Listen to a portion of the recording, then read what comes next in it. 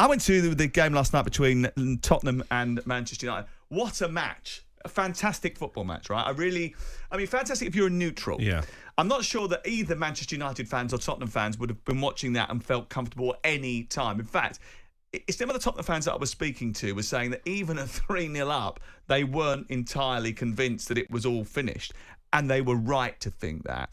And I spoke to Ange Postecoglou afterwards. In fact, he was more relaxed than I've ever seen him. I think that might be because I was like number 6 that he'd spoken to, and by the time he got to me, he'd sort of, he'd just softened up a little bit. This was him speaking to me last night. Yeah, I said to the boys, it's probably a year, 18 months off my life, but it's still worth it. We made the game hard for ourselves. We were so in control. Played really well, obviously. And then, it's a little bit like our season, just sort of self-inflicted sort of wounds on ourselves and made the game harder than it should have been. But we still had to show some character after that. And most important thing is we got the win and we got through. So what's your verdict if you're waking up this morning, when you look back at that game last night? Are you, as Ange Postecoglou says, playing great football? He's entertaining you. He said to me last night, no one's talking about the fact we're playing great football. But that's because they play great football, but they concede 3 goals. It's because they're through to a Carabao Cup semi-final, but it was nerve-jangling right to the very end. I'm talking very end because even once they scored their 4th goal, they then conceded again straight away. They've had a situation where Timo Werner now has been sidelined completely because they've come out and publicly, or Ange has come out and publicly dressed him down. Yet at the same time, they've managed to flourish with Archie Gray at centre-half, which is terrific that he's coming through. I mean, Tottenham are a little bit like the politics that Ange was pointing to. You don't know what to believe, do you? Are they good or are they not good? Because they do both things in the same game. Yeah, first and foremost, I think those comments about him having the hardest job, a tougher job than the Prime Minister, maybe they're tongue-in-cheek, but I think they're a little bit misguided at a difficult time for a lot of people. Not just in the UK, but around the world. So not the brightest thing that Ange Postecoglou has ever come out with. In terms of them being good to watch, they are good to watch, but not necessarily because they play fantastic football. They're a team who can come up with great moments, as they did to go 3-0 up, but then they give the opposition soft goals. They've got Liverpool in the semi-finals. I was listening to Jamie O'Hara driving home from my game at Chelsea last night, and he was absolutely devastated that was the team they pulled out. And you look at Spurs, yes, enjoy being in the semi-finals, but they're not going to make the final, are they? They're not going to beat Liverpool over 2 legs. You don't know. Playing that type of football. It's kamikaze football. They beat Manchester City 4-0.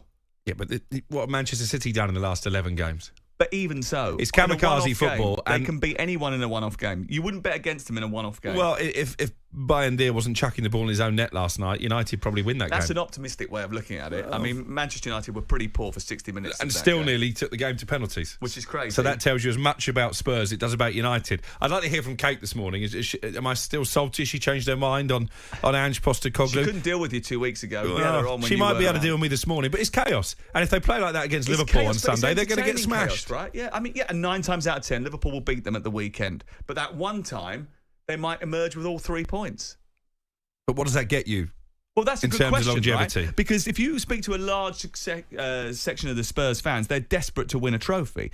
Because during ENIC's 24-year ownership of the club, they have won just the one, which is the Carabao Cup from 2008, or Worthington Cup as it was in 2008. Is that when Woodgate scored? That was when Woodgate scored in extra time against Chelsea. Was it Carling Cup, was it? Postecoglou reiterated in his press conference before the game that a solitary cup win was actually not a panacea to long-term success. Is that right? Because a cup's not important. They clearly are to Tottenham Hotspur supporters.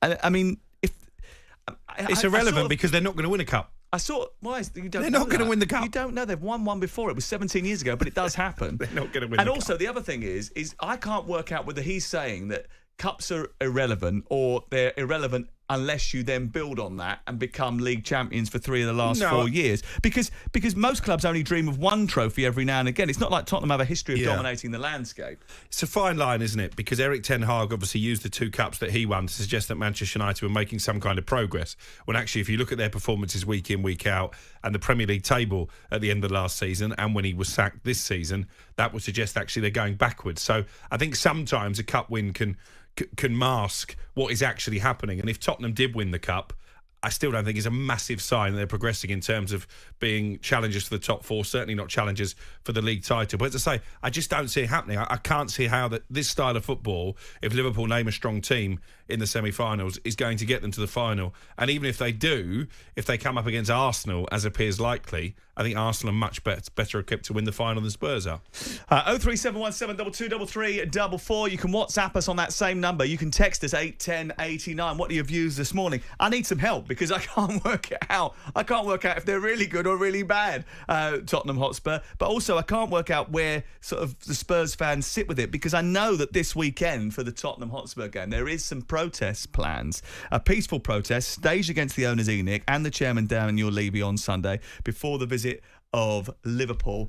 What is that about? Educate me. And I'm not being facetious here.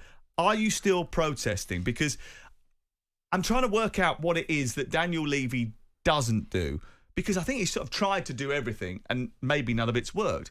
If it's all about winning a trophy, then he's to blame for giving them the worst possible scenario just before they got to a final. 5 days before a cup final. Bizarre. Sacking Jose Mourinho. Seems absolutely odd to me. But what do you think about it? Just let me know what the protests are all about and where Tottenham are in your head after last night's chaos at the Tottenham Hotspur Stadium. 0371722 3344. Also last night, Ruben Amorim was talking to me afterwards about why he didn't select Marcus Rashford for the game.